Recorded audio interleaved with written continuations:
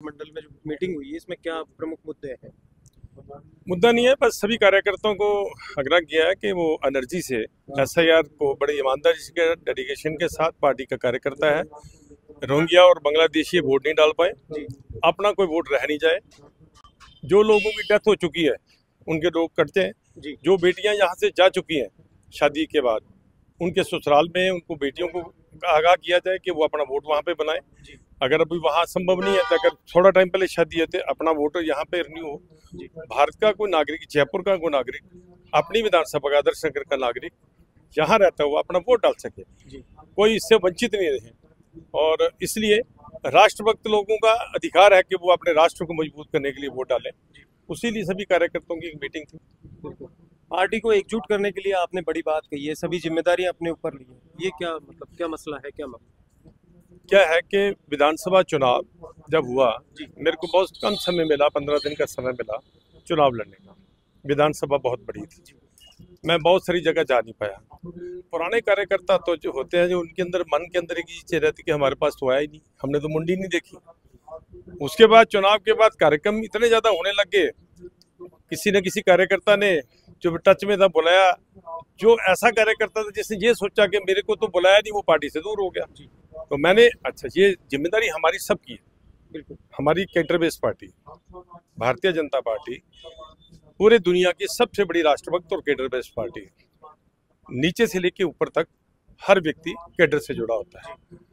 मैं बोलूं, मंडल के वार्ड के अध्यक्ष का कसूर है, मंडल के महामंत्री का कसूर है, वार्ड संयोजक का कसूर है, मंडल के प्रभारी का कसूर है, नहीं। क्योंकि चुनाव मैंने लड़ा, मैंने ये कह दिया कि सारी गलतियां मेरी हो सकती हैं, मैं किसी को, मगर मैंने सभी को ये कहा कि एकजुट हो जाओ। एसआईआर के मुद्दे, बहुत सारे लोग हैं जो यहाँ नहीं आए, उनको सूचना नहीं मिली। सूचना का अभाव कई बार रह जाता है, नहीं पहुंचते, कई बार मैसेज नहीं कन्वे होता, कई बार कोई फोन नहीं उठाता। पर इसको सीरियसली लेके सबको बुलाएं, एकजुट करें। अभी विधानसभा के चुनाव को तो 3 साल बड़े हैं, अभी पार्षदों के चुनाव है, और अगर ये सारे पार्षद के प्रत्याशी इसमें अधिकतर अगर नहीं करेंगे तो खुद का ही इनका नुकसान है, देश का नुकसान तो है ही है। बिहार में देख लो आप, 70 लाख गए, सरकार एनडीए की आ गई, राष्ट्रभक्त लोगों ने वोट डाले और जो राष्ट्रद्रोही थे वो बाहर हो गए और राष्ट्रभक्तों की सरकार आ गई। तो इसलिए मैंने कहा यार, किसी का दोष क्यों दो। मैंने विधानसभा का चुनाव लड़ा, हो सकता मैं किसी के घर नहीं जा सका, किसी को नहीं बुला सका, नया आदमी था जी, इसलिए मैंने खुद ही मान। आज पहली बार मंच पे एक साथ दिखे अशोक परनामी जी और आप साथ में, तो ये पार्टी कार्यकर्ताओं को क्या मैसेज है? देखिए, अशोक जी परनामी हमारे पूर्व प्रदेश अध्यक्ष, इस विधानसभा के वो प्रत्याशी थे 3 बार, मेरे आदरणीय है। ये शुरू से विधि का विधान है, जो कल था वो आज है, जो आज है वो कल नहीं होगा, ऐसे ही चलता रहता है। और हमारे पार्टी के अंदर खास करके एक संस्कार है, परिवारों में भी संस्कार है, पार्टी में इस करके बड़े का सम्मान कर। और आज मौका ऐसा था, एसआईआर को लेके मीटिंग थी, मेरे को पता चला कि अशोक जी भाई साहब भी आ रहे हैं। पिछली मीटिंग में भी एक साथ थे, तो मैंने उनको बोला कि मैं निकलूंगा, मेरे को कार्यक्रम और भी ज्यादा है, तो भाई साहब आप वहाँ आना, मैं वहाँ जा रहा हूँ। तो आए, तो आपने देखा, मैंने उनसे इजाजत मांगी है कि मेरा विषय पूरा हो गया, आप संभालो, मैं निकला। निश्चित रूप से पार्टी कार्यकर्ताओं का मनोबल मजबूत होगा इससे। बिल्कुल। के ऊपर मीटिंग हुई है गांधीनगर मंडल में, इसमें किन मुद्दों पे बातचीत हुई है, क्या समझाइश की, किस तरह से देखिए कार्यकर्ताओं का मनोबल? देखिए, ये जो एसआरआई का प्रोग्राम है, ये वोटर लिस्ट के पुनर्निरीक्षण का काम है। इसके माध्यम से जिनके नाम वोटर लिस्ट में नहीं जुड़े हुए उनका नाम जुड़वाना, और जो इसकी पात्रता नहीं रखते उनका नाम हटवाना, एक ये प्रक्रिया पूरी चल रही है, जिसमें भारतीय जनता पार्टी के जो हमारे कार्यकर्ता हैं, हमारी पूरी टीम है, घर घर जाकर के इस कार्यक्रम को कर रही है।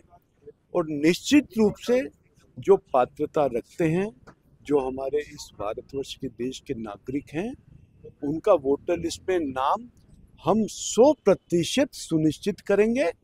और जो इसकी पात्रता नहीं रखते, जो घुसपैठिए हैं, जो रोहिंग्या हैं, जो हमारे देश के नहीं हैं, दूसरे देशों से यहाँ पर घुसपैठिए के रूप में रह रहे हैं, यदि उनका वोटर लिस्ट में नाम है तो उसको हटाने का काम करेंगे।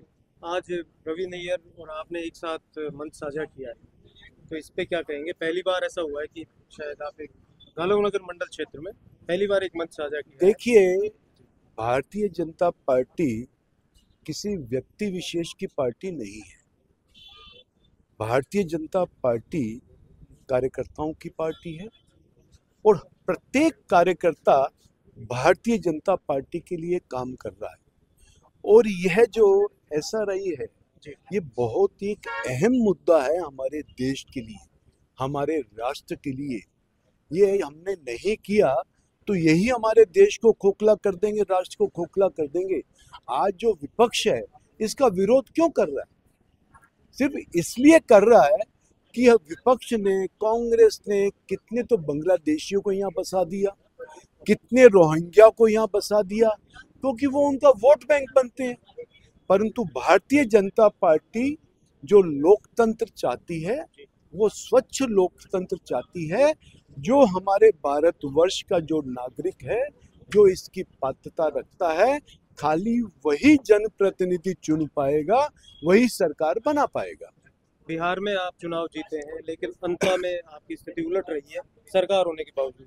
इस पे देखिए, बिहार की जनता ने बहुत बड़ा मैंडेट हमारे देश के प्रधानमंत्री आदरणीय नरेंद्र भाई मोदी जी के नेतृत्व को दिया है, भारतीय जनता पार्टी को दिया है। और उसमें बहुत बड़ा रोल आपका एसआरआई का भी है। वहां पर हमने 70 लाख लोगों के नाम काटे जो इसकी पात्रता नहीं रखते थे और जो हमेशा वोट करते थे। तो उसका लाभ देश को मिला, राष्ट्र को मिला। एक पारदर्शिता रूप से वहां पे चुनाव हुआ। जहां तक अंता की बात है, तो ये तो देखो, चुनाव में हार जीत तो चलती है। निश्चित रूप से अंता में हम क्यों हारे, हम उसकी समीक्षा कर रहे हैं और निश्चित रूप से समीक्षा करके जो कमियां रह गई उनको हम दूर करेंगे और भविष्य में अंता फिर जीतेंगे। आपने इससे पहले भी 7 उपचुनाव हुए विधानसभा के, 7 में से 5 हमने जीते थे।